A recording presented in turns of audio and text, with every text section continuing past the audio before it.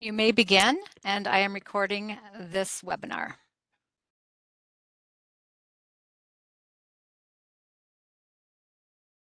Good afternoon, everyone. Thank you for joining us for this webinar on the Mental Health Support and Construction Grant webinar. We really have been excited with all the interest in this new grant that we're about to embark on. So I will introduce myself. My name is Kelly Cooper. I work at the Department of Labor and Industry in the Construction Codes and Licensing Division. I oversee our division operations, the permitting unit, the contractor recovery fund, and education. And so we are currently in the process of hiring someone to help administer this grant within our education unit.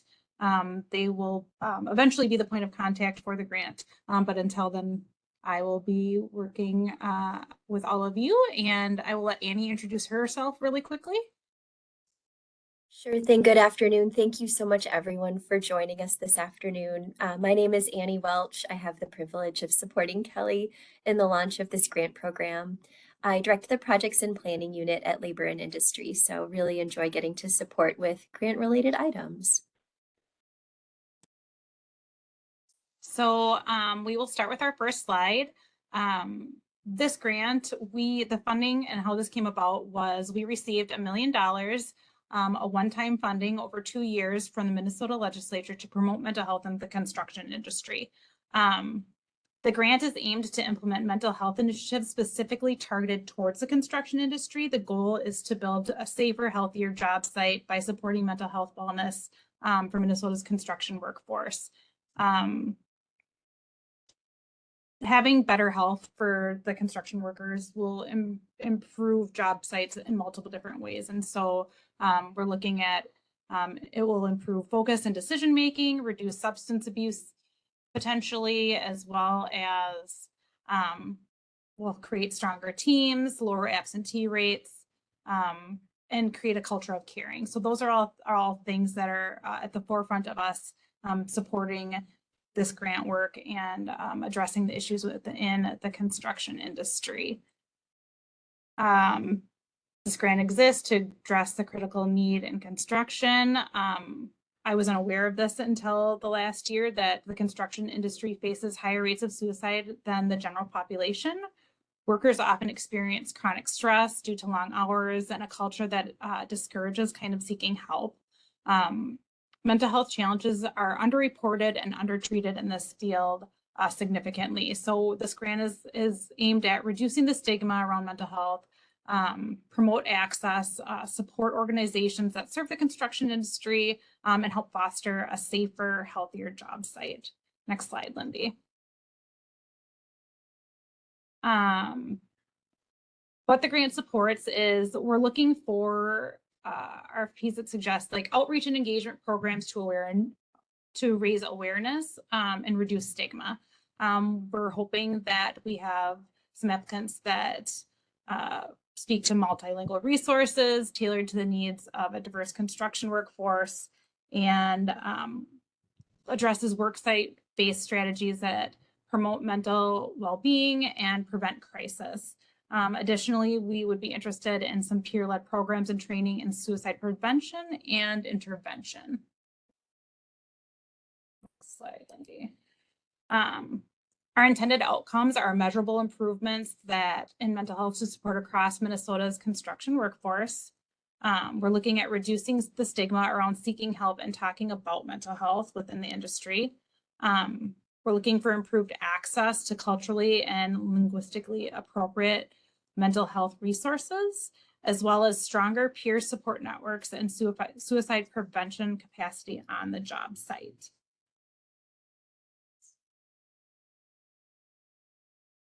To give you a little bit of a cap on what the funding looks like. So as I stated earlier, the department got $1 million. We are putting 750 of that is available for the grants. The minimum request per applicant is $150,000. We're looking at awarding between 1 to 4 grants. And as I stated before, the funding came from the legislature. So $250,000 is being held back by the department to, one, pay for the person that we are hiring to administer the grant and help support our grantees, as well as potentially some agency-led mental health support initiatives.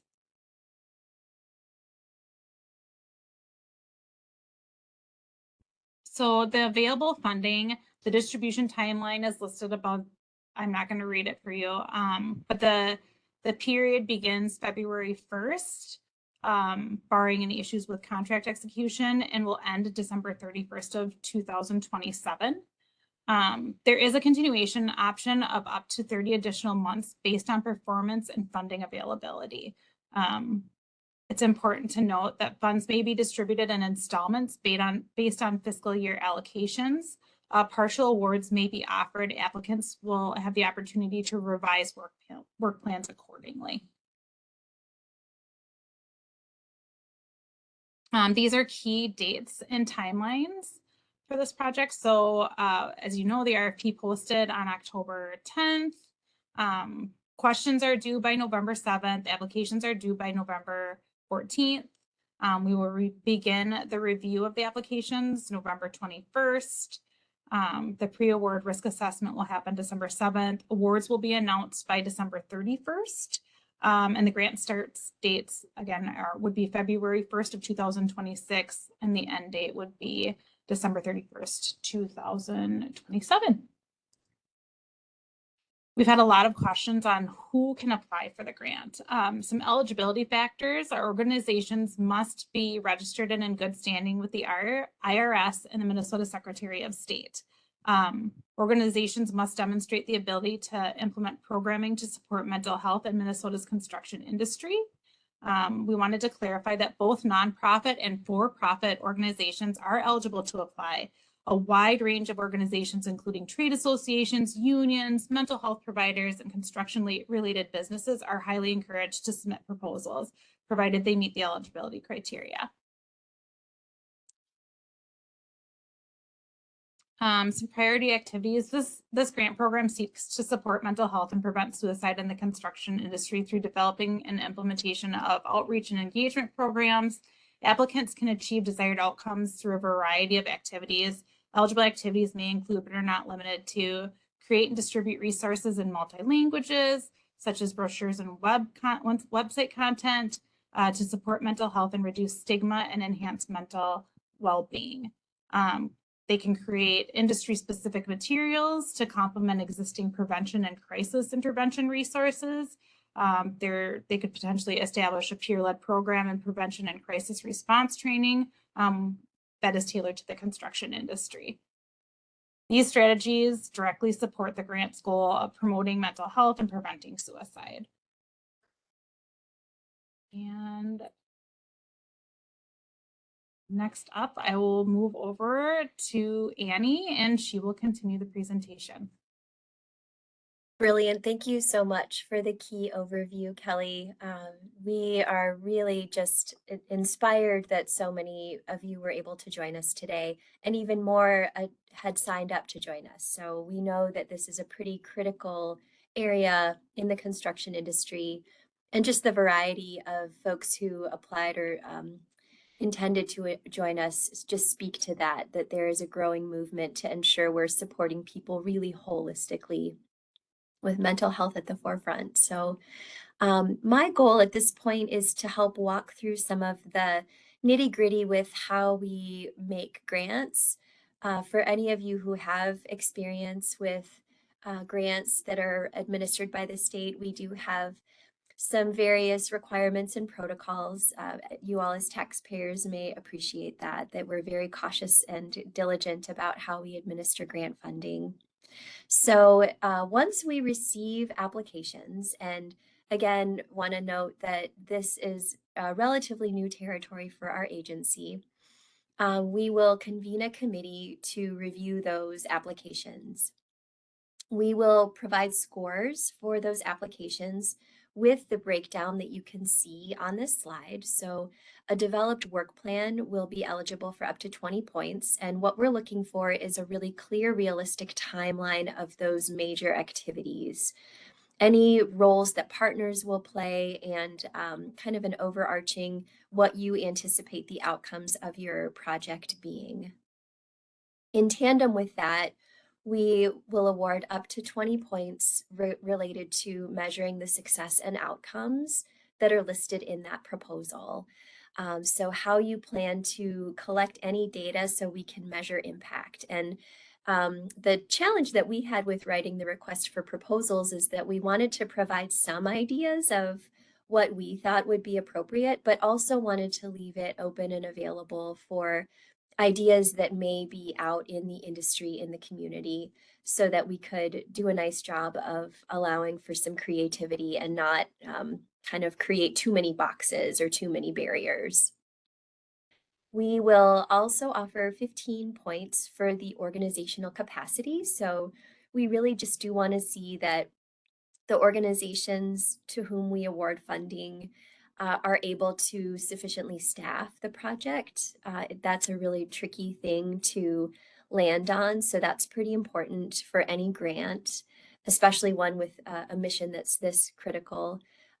We would ideally like to see that your organization would have some experience with grant making or grant administration, and that you just have some kind of an infrastructure to manage a grant. So things like the ability to perform accounting or keep your accounts kind of specific to this fund is that's the type of thing we're looking for.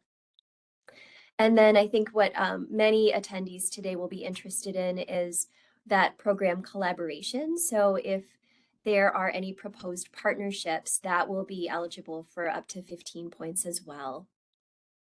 There's always a component of equity, diversity, and inclusion that we want to be sure we're recognizing how these funds could be used to serve diverse populations and how we can really embed equity in any outreach we're doing. If that means having translators or translations available. So we have 10 points available for that item. And then again, getting into some of the nitty gritty, the budget and budget narrative is a small portion of the grant points available because at this phase, we're really just looking for like the concept of the program. So looking for an anticipated budget, and we can get into some details as well of ideas of allowable or ineligible costs that we'd have for these funds. So we'd like to understand how your organization would plan to spend funding if awarded. And then just a summary, we just have 5 points for a summary and then 5 points available for how the work may continue after the grant funding ends. So in creating a strong application, and just want to back up and thank everybody who has submitted questions to date. It does indicate that there are a wide variety out there already of the types of projects that different organizations are considering right now. But really what will make an application especially strong would be the evidence that the project aligns with the grant goals.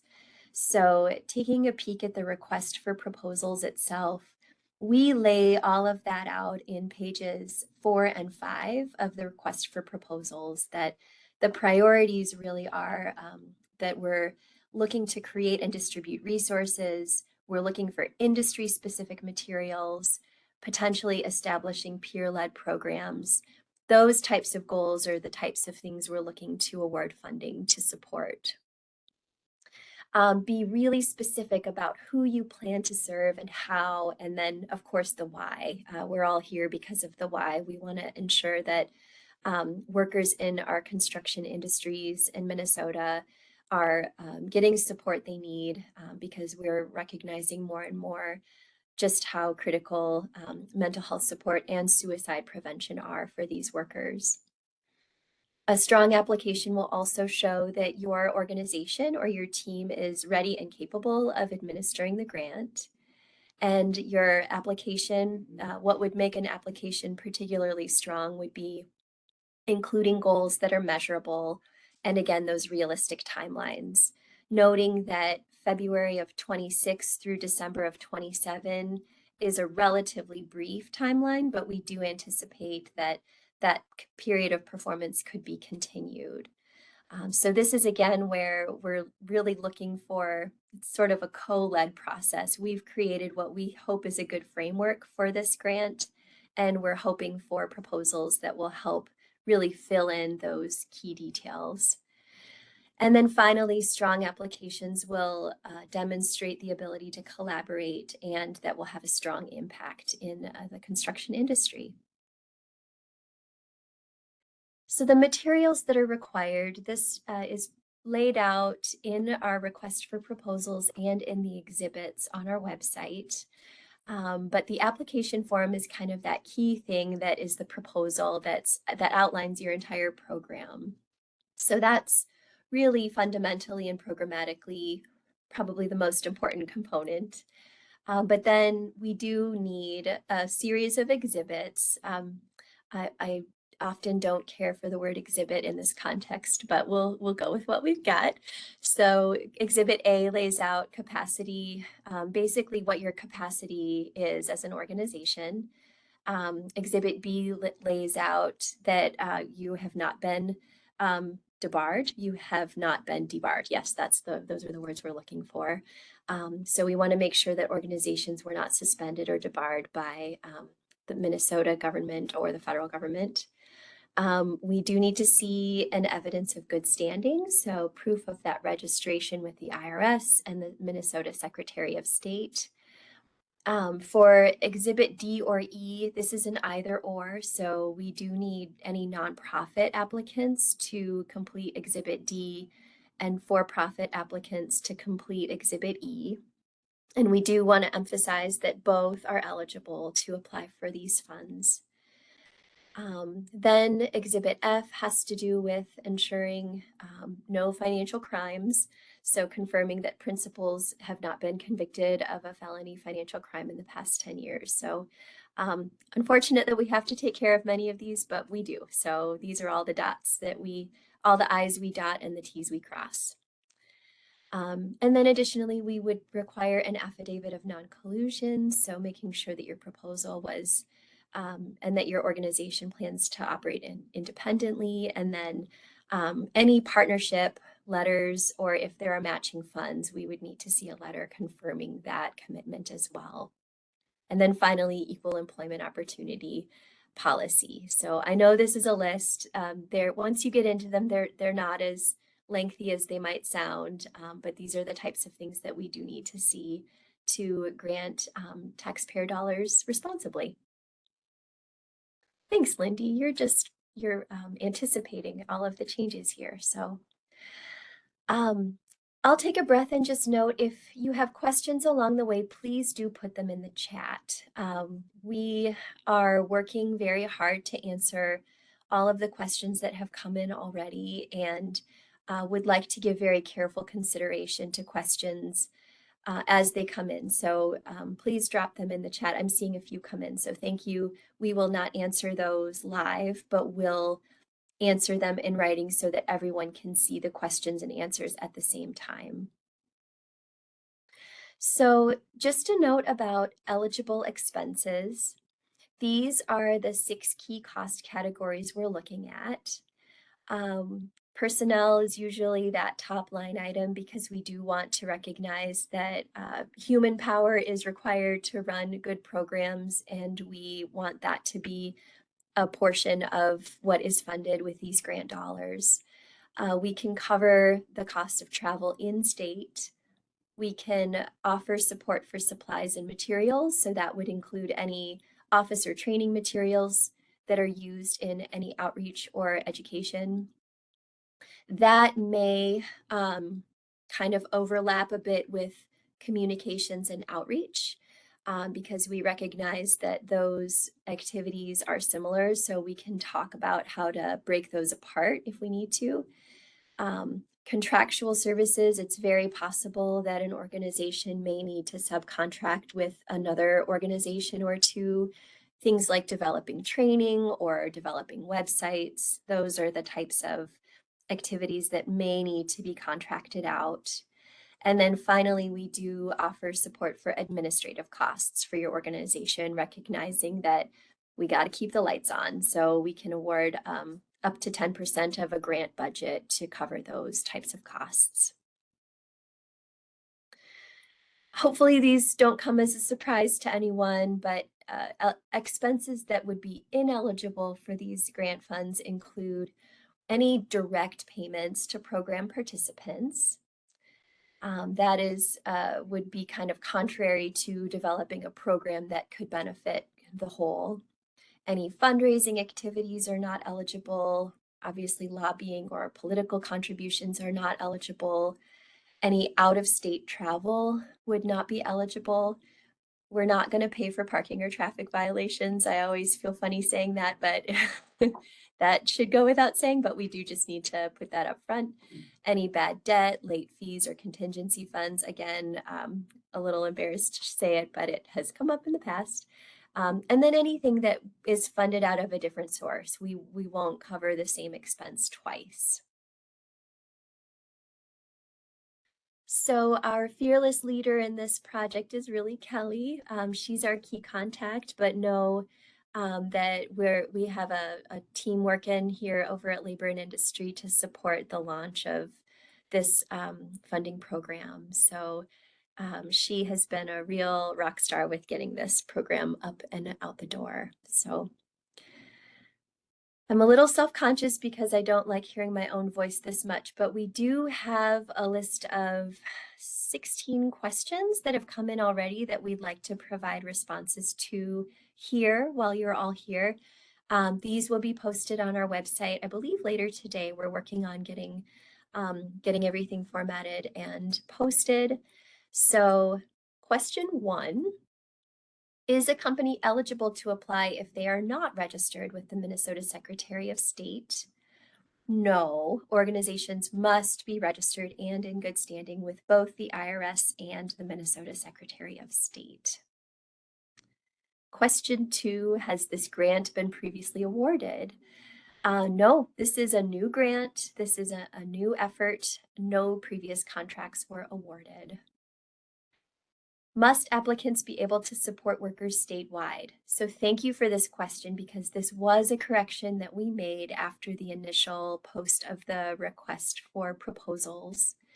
No, your proposed program does not have to have a statewide impact. We do recognize that many effective programs would potentially be a more locally operated program. So those would certainly be eligible. So thank you for that clarification. Question 4, the original RFP requirements indicated that only nonprofit entities were eligible, but that language was later revised. Yes, good catch, thank you. Can you confirm whether for-profit entities are eligible to apply? So yes, both for-profit and nonprofit entities are eligible to apply for this grant. We do encourage a wide range of organizations to consider submitting proposals, and what we can see from the list of registrants for this webinar, we do have a very wide range of organizations. We're really just encouraged, and again, I think inspired is the word I'm using, that a lot of great work is going to come out of this grant program. Question 5. Can this grant be used to offset an applicant's overall cost of employee health insurance? And we did actually receive this question in a couple of different formats. So the answer is no. Grant funds may not be used to cover general employee health insurance costs. So the purpose of the grant, which we hope is clear in the request for proposals, the purpose is really to support the development of outreach and engagement programming. So it's sort of above and outside of, individual insurance programs. We would also like to see the development of resources and specific worksite strategies that promote mental health and that prevent suicide, specifically in Minnesota's construction industry.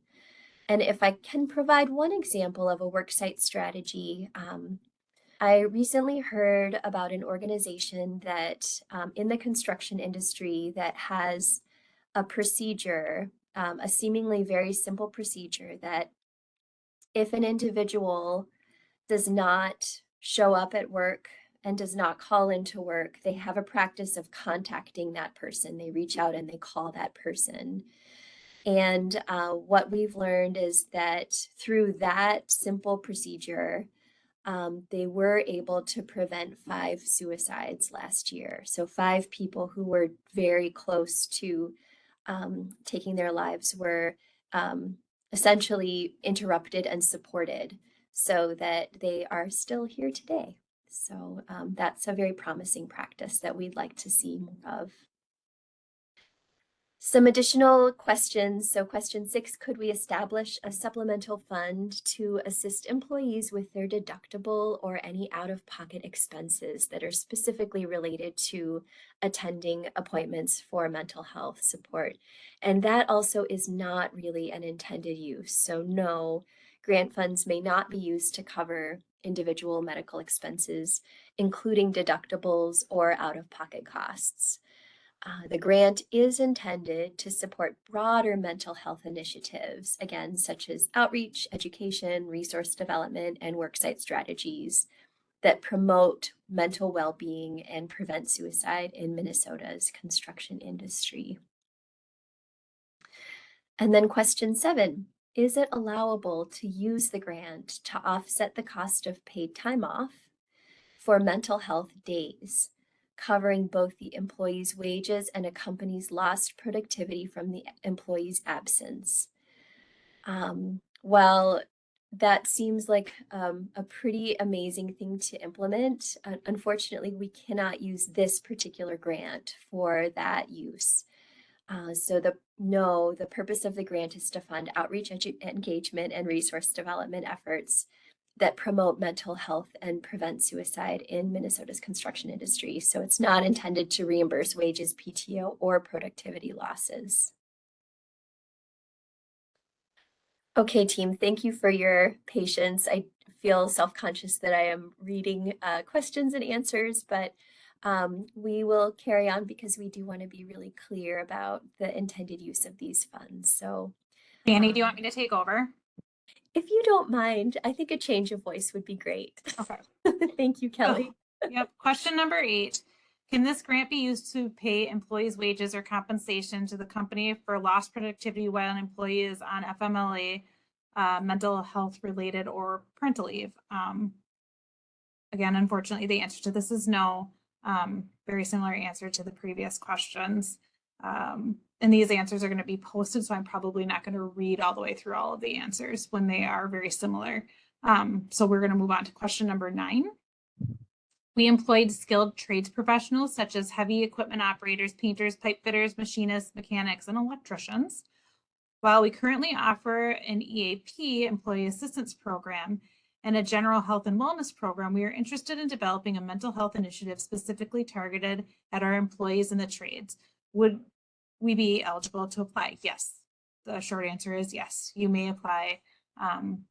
These are the types of things that we've kind of listed before that I think we're very interested in proposals for that type of work.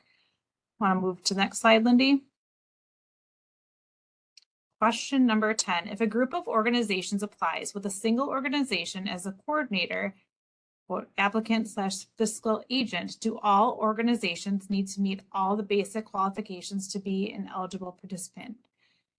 The answer to that question is applicants may apply as a collaboration of organizations. The single entity who intends to be the lead applicant must meet the eligibility requirements in the RFP. Partnering or collaborating organizations will be considered subrecipients of the lead organization/applicant and are not required to meet the eligibility requirements. We want to note that applicants must perform due diligence checks to verify the identity and the legitimacy of any entities or individuals they plan to fund as subrecipients, which could include verifying business registrations with the Secretary of State to ensure the entity is actively registered and in good standing. Applicants must follow all state and grant requirements regarding contracting and subawarding funds, including that the applicant and the subrecipients must not contract with entities who are suspended or debarred by the state of Minnesota or the federal government. Question number 11. Do organizations need to be considered part of the construction industry that this grant is targeted at? No. The answer is no. Organizations do not need to be part of the construction industry, but they must demonstrate the capability to deliver programming that supports mental health at Minnesota's construction workforce. Moving on to question 12. How much do you anticipate the average RFP amount to be awarded? We're anticipating awards to be between 1 and 4 grantees, and each will be at a minimum of $150,000. With that, we have question 13. Can a company utilize this mental health grant if they have a corporate chaplain? The answer to that is yes. The presence of a corporate chaplain does not affect the organization's ability to apply for or utilize the mental health grant. Applicants will be evaluated based on their proposed activities and how well they align with the grant's goals. Getting close to the end here. Question number 14. Is this grant opportunity open to small residential construction businesses, or is it primarily intended for large commercial firms? We're a small contractor with an existing mental health support program and are interested in applying for a modest amount of funding to sustain it. Yes, absolutely. Small businesses may apply, but I want to reiterate and note that the minimum is $150,000 for the awards. I just want to make sure that that is understood because they mentioned a nominal amount. Question number 15. Are we eligible to apply if our business is physically located outside the state of Minnesota? The answer to that is yes, as long as you meet the requirement that your organization is registered as a registered business and in good standing in the state of Minnesota. Eligibility is based on registration status and where the grant funded activity will occur. All proposed activities must take place either within Minnesota or virtually in a way that serves Minnesota residents and aligns with the goals of this grant. Question number 16. Could the grant funds be used to support production of daily mental health, fitness, safety videos for lines and field workers? And the answers to that is, of course, yes. If the video supports mental health in the construction industry and aligns with the grant's goals, activities must benefit Minnesota's construction workforce and be clearly described in the application. And with that, we have come to an end of answering all the questions that were submitted before the webinar.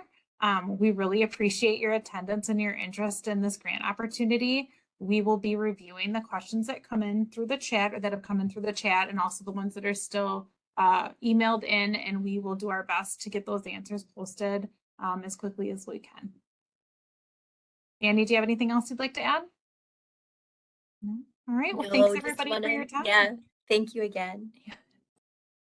Have a nice day, everyone.